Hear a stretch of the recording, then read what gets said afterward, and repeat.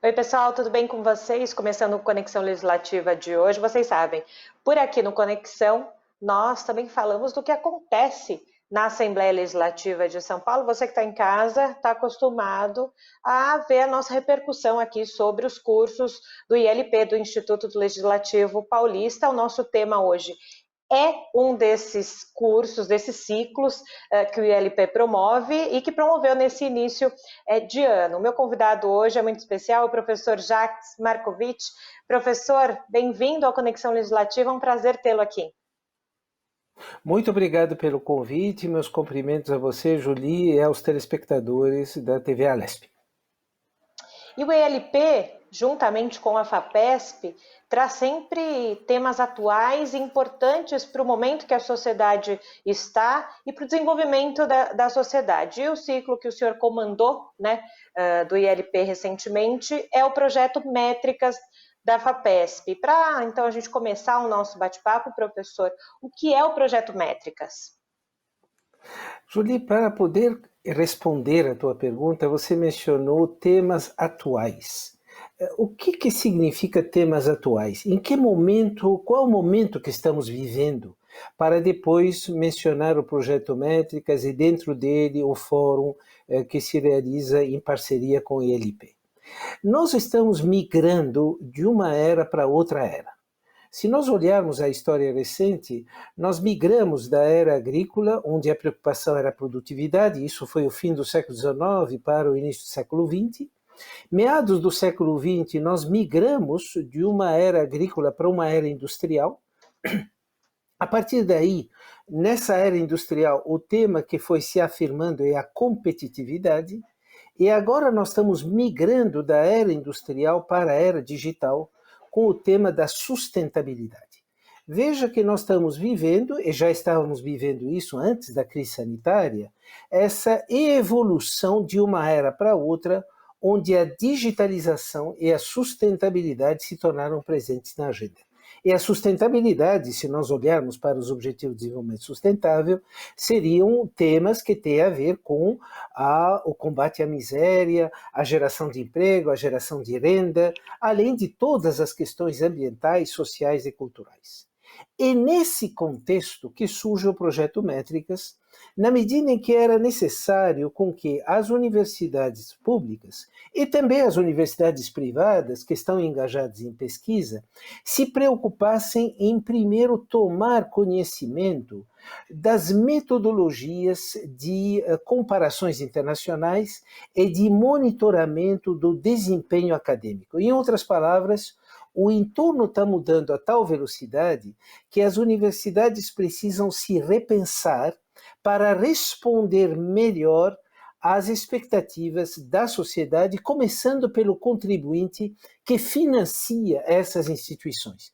Nós estamos falando de instituições, algumas delas quase centenárias. Nós temos uma faculdade de Direito que tem quase 200 anos, nós temos uma universidade que completou várias décadas, e a partir daí a questão é como as políticas públicas deveriam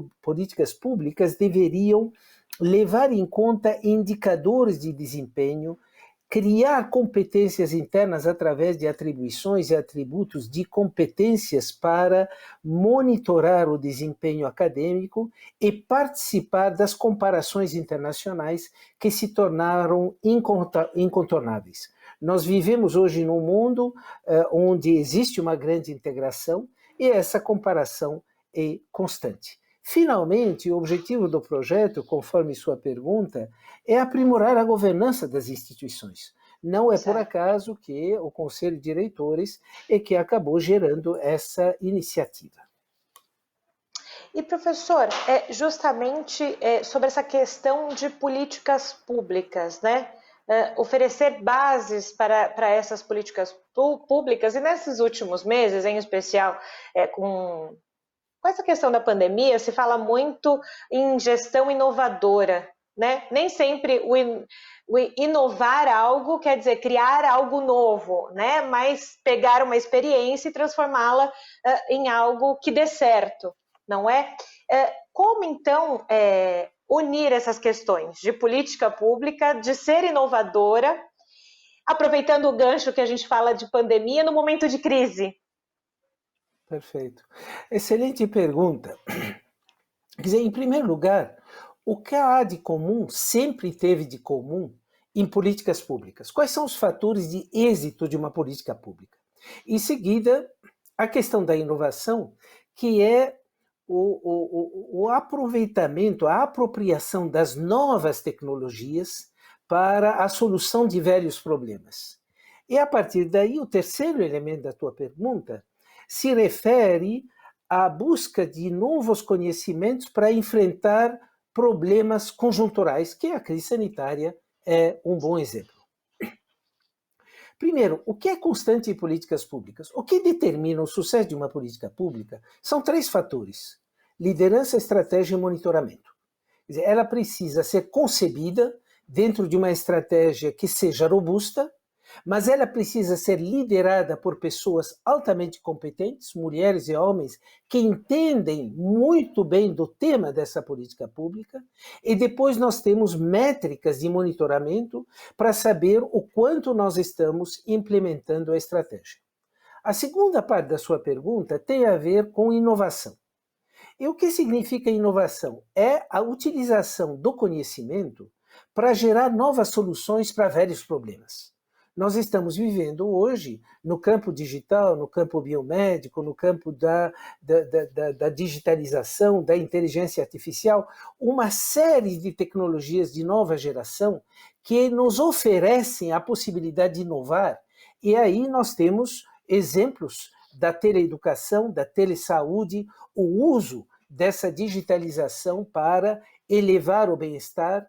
Vindo para a crise, nós não teríamos essa possibilidade de responder à demanda da sociedade se nós não tivéssemos uma digitalização expandida, infelizmente ainda não no nível de um país da escala do Brasil. Mas aí vamos para a terceira dimensão da sua pergunta, que é a crise sanitária, que gerou uma crise econômica, uma crise social, inclusive tensões políticas, não só no Brasil, mas no mundo.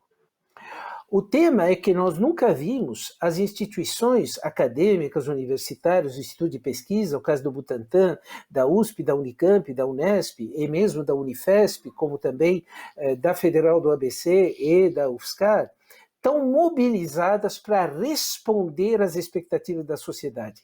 Os hospitais universitários são aqueles que hoje estão dando uma resposta, e para isso muita inovação foi necessária.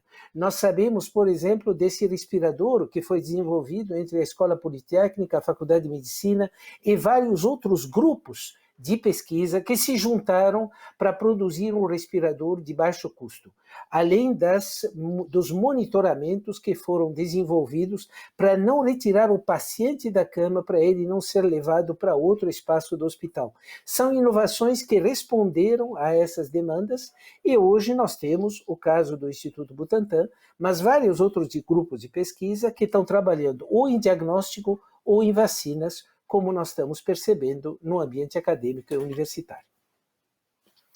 Então, professor, ao que me parece nessa fala do senhor, essa questão de métricas, de monitoramento e esses indicativos de políticas públicas, traduzindo, vamos dizer assim, para as pessoas que estão em casa, seria um gerenciamento da informação para que ela seja mais assertiva? Seria, em primeiro lugar, definir a nossa missão. E agora, falando para as pessoas que estão em casa, a primeira coisa é decidir aonde queremos estar. Nós estamos vivendo um mundo que estamos vivendo a semelhança dos imigrantes. Eu acho que nós brasileiros conhecemos o que são os fluxos de imigrantes. Quando o imigrante deve sair do país de origem para ir para um novo destino, ele vai ter que pensar em 3 coisas. Aonde ele quer ir, quais são os conhecimentos que ele vai levar, quais são as habilidades que ele vai levar, quais são os relacionamentos que ele tem com os quais ele pode contar e quais são os conhecimentos que ele vai aprender durante a viagem. Nós estamos vivendo essa era. Nós temos que decidir aonde queremos ir, os conhecimentos que temos, as habilidades que temos, os relacionamentos que temos e o que vamos aprender na viagem. Portanto, as universidades vivem esse momento de construção. Em primeiro lugar, decidir aonde queremos estar. E esse queremos estar tem a ver com as expectativas de quem nos financia, que é o contribuinte paulista, o contribuinte brasileiro. Aonde ele espera, tanto em termos de formação de recursos humanos, tanto em termos de curadoria do conhecimento valioso, como em termos de geração de novos conhecimentos através de pesquisa e publicações, em termos de extensão para criar cooperativas populares. Tudo isso constitui uma agenda de expectativas da sociedade e também a própria identidade da instituição universitária. Em segundo lugar, a estratégia. Como vamos chegar até lá?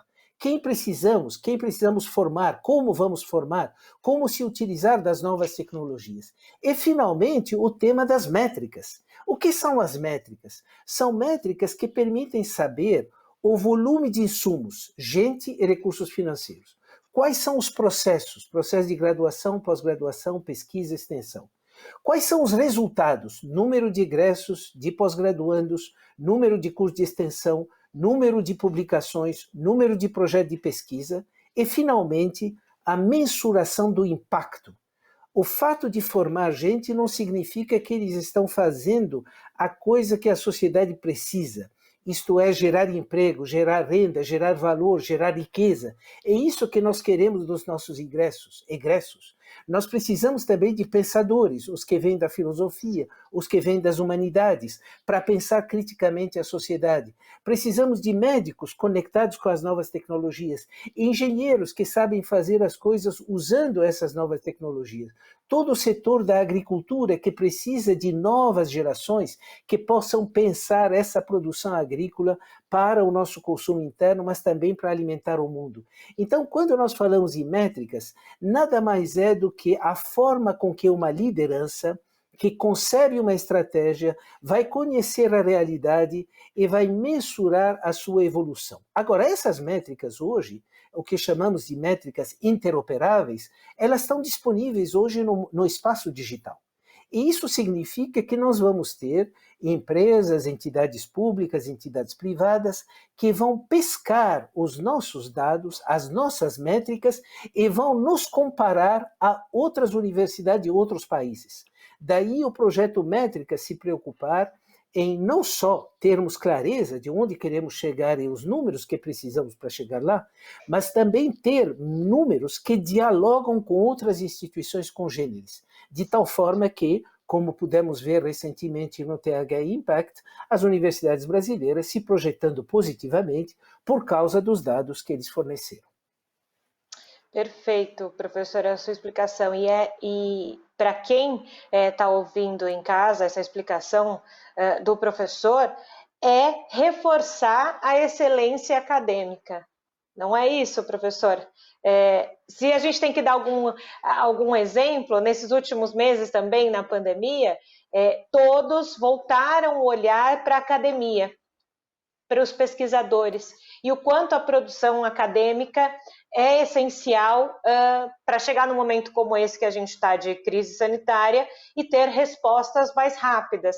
Eu estou pontuando, professor, aqui essa questão de exemplificar com a pandemia, porque talvez fique mais palpável para as pessoas, né? Eu concordo plenamente com essa sua análise e nós temos uma mensuração. O volume de consultas da comunidade aberta aos portais das universidades aumentou exponencialmente.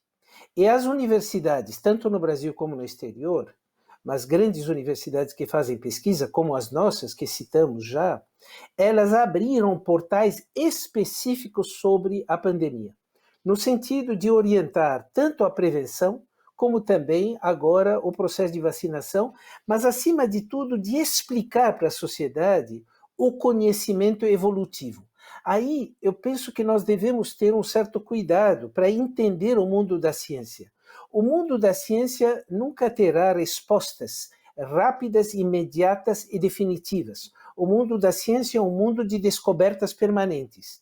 Então, a cada dia que uma universidade ou o portal da FAPESP vão divulgar conhecimentos novos, pode ser que esses conhecimentos novos são um avanço em relação ao conhecimento divulgado antes. Mas é dessa forma que a ciência evolui. Até porque nessa crise sanitária, nós iniciamos todos, o mundo inteiro, desconhecendo o que era esse fenômeno chamado Covid-19. Ele foi evoluindo e agora, mais recentemente, está havendo, inclusive, variantes de mutação do próprio vírus. A partir daí, o que nós percebemos, e as métricas estão disponíveis, é que as universidades têm sido um lugar de busca de um conhecimento mais objetivo, mais consequente, mais responsável, e é um conhecimento que não desaparece. A universidade é curadora do conhecimento.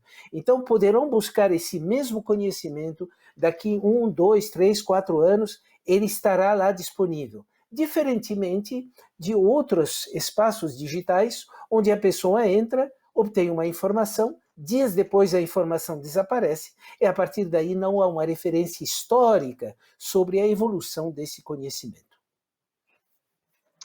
E, professor, aproveitando então que eu falei lá no início, e fazendo esse gancho justamente do ciclo aqui do ILP, falando sobre o projeto Métricas da FAPESP, foram 2 dias, né, do projeto Métricas, e eu gostaria que o senhor falasse um pouquinho sobre cada dia. Eu tenho minha colinha aqui para não errar, viu, professor? Para não fazer feio aqui no programa, né?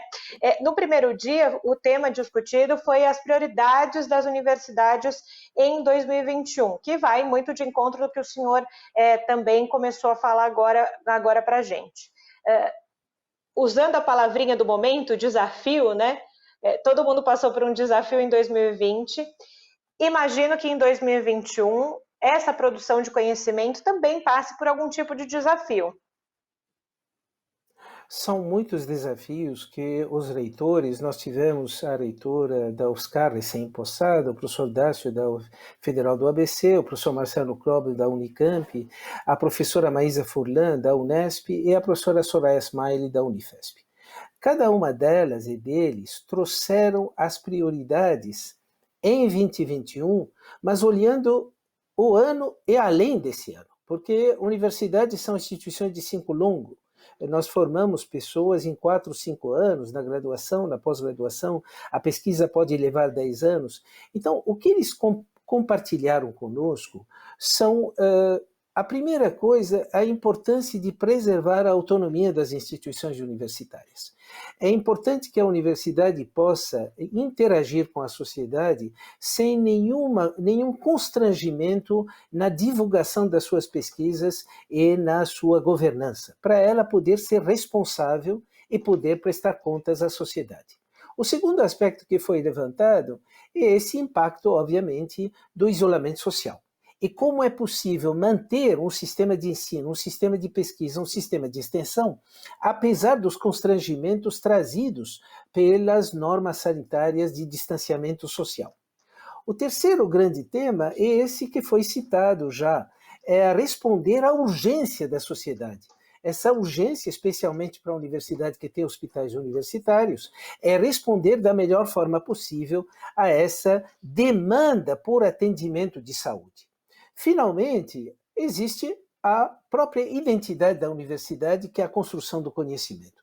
Nós estamos vivendo num país que é onde as distâncias sociais estão aumentando, onde a desigualdade aumenta, onde precisamos gerar emprego e renda. Então, cada uma das reitorias apresentou suas prioridades em termos do desenvolvimento sustentável. E aí, a questão das ODS passou a ser o parâmetro das universidades para definir as suas prioridades e viabilizar uma alocação de recursos que são cada vez mais ou constantes ou até escassos para poder fazer até mais atividades do que tinha sido feito até agora. No outro dia, professor, no mesmo dia, aliás, um outro tema, responsabilidade na divulgação de resultados das pesquisas.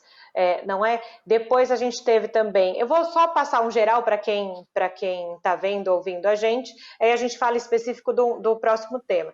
Também se falou sobre acompanhamento de egressos, então, dos estudantes que chegam ao ensino superior, esse impacto social das universidades, e também uma outra questão que me chamou a atenção, professor, foi justamente essa questão do ensino superior, não é? A gente sabe que não tem nem o que falar das universidades públicas, são os grandes centros de pensadores, vamos dizer assim, no Brasil e no mundo também. Mas a gente sabe que nem todos conseguem ingressar numa universidade pública. Mas o que me parece, a produção de conhecimento já caiu por terra aquela sensação de que só nas universidades públicas nós temos grandes pensadores, não é? Eu acho que era um preconceito que se tinha há um tempo atrás, não é? Dizer o quanto se ter um ensino superior de qualidade, independente dele ser público ou privado, fortalece uma sociedade pensante. Excelente pergunta. Primeiro, eu vou abordar essa expansão do conceito de universidade para além das universidades públicas. Hoje nós temos no estado de São Paulo e no Brasil excelentes universidades privadas, confessionais, não confessionais, privadas, no caso da Unifor de Fortaleza, no caso da PUC, tanto do Rio Grande do Sul, do Paraná, de São Paulo, a Universidade Presbiteriana Mackenzie. Nós temos, portanto, uma série de universidades hoje que constituem esse grupo de universidades engajadas em pesquisa. Esse é o diferenciador, porque a universidade que realiza pesquisa, seu professor vai para a sala de aula, diferente da universidade que se limita à atividade de ensino. E daí, porque esse projeto acabou se expandindo para as universidades engajadas em pesquisa. O que nos leva ao tema de responsabilidade na divulgação de resultados de pesquisa. Essa foi uma discussão onde tivemos pesquisadores que foram para a área de comunicação social, como foi o caso da Natália Pasternak, do Instituto Questão de Ciência, como também da Sabine Righetti, que vem da área do jornalismo e foi para a área científica. Ela que criou a agência Abori e é professora da Unicamp. Tivemos também uma professora, Marianne Van Sluis, que é da USP, que pensa a comunicação científica, ela é cientista, pensando junto com a FAPESP essa forma de comunicação, e a FAPESP é parceira do ILP em várias iniciativas de transmissão de resultados de pesquisa através do Instituto. Coube ao professor Luiz Nunes, da Física de São Carlos, um professor engajado na área da pesquisa física, mas sempre preocupado, como todo o município de São Carlos, na transmissão do conhecimento científico à comunidade. Se você pergunta a um morador de São Carlos sobre a importância da ciência, sobre o nome de cientistas, sobre o impacto da ciência, pode ter certeza que a resposta será extremamente qualificada, porque com a Federal que nós temos lá de São Carlos, mais a USP e mais outros institutos, existe uma comunidade muito sensível à questão científica.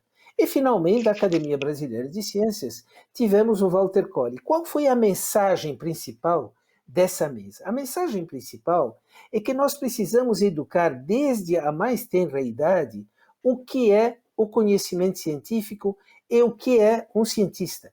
Isso deve começar muito cedo para entender a dinâmica da ciência, que é uma dinâmica de descoberta. E essa descoberta, muitas vezes, é incômoda, porque nós temos que sair da nossa zona de conforto. Daí a importância, uma primeira conclusão, é preciso melhorar a educação do ponto de vista da ciência.